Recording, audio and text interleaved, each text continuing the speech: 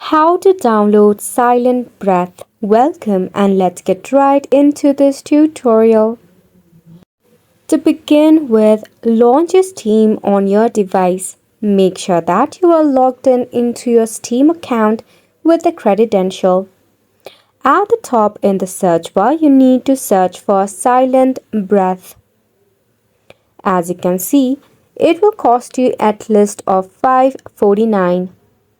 To download, firstly, you will have to purchase. Just select on Add to Cart. Now in here, tap on View My Cart. If there is any of the additional one, make sure to remove it. Then tap on Continue to Payment. In the payment section, firstly select a payment method.